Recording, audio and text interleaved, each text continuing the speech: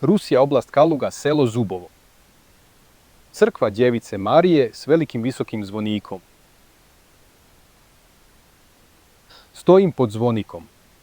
Ovo je ulaz u crkvu. Svod od opeke napola se srušio. 2 bočna prolaza. Desni prolaz vodi u malu usku prostoriju sa stropom od opeke. Izgleda kao pomoćna prostorija. Na lijevoj strani je drugačije. Ovdje je bilo stubište od cigle. Stubište je napravljeno prilikom izgradnje zvonika. Evo dokaza. Pola cigle je u zidu, pola u stepenicama. Evo još jedne slične cigle. Vrlo usko stubište. Ovdje ništa nije izmijenjeno, cigle su ostale netaknute. Ovo stubište dizajnirao je arhitekt. Čovjek je hodao uskim stubištem do drugog kata zvonika. Ali iznad nema stropova. A nema ni stepenica za penjanje. Stubište napravljeno tijekom gradnje vodilo je samo do drugog kata.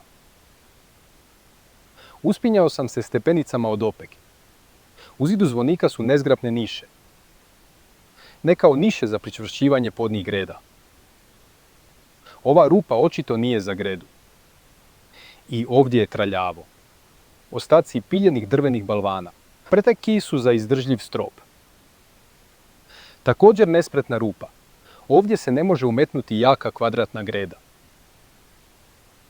Iako je rupa napravljena tijekom gradnje, okrugli komadi drveta u zidu. To su ostaci skele. Debele, izdržljive grede, ali različite veličine i na različitim visinama. Ovo je nekakav nered, a ne projekt. Djelatnosti pokvarenih graditelja. Drvene grede različitih duljina i debljina na različitim visinama. Na drvenoj gredi vidljive su metalne stege. Ovdje je visilo zvono, ali greda leži preko druge drvene grede. Arhitekt je planirao prekrasan hram. Sagradio je veliki zvonik. Osigurano servisno stubište do drugog kata. Ali zaboravio sam na zvono. Nitko arhitektu nije rekao da treba objesiti zvono na vrh zvonika. Onda su došli pokvareni ljudi i sagradili užasnu drvenu konstrukciju.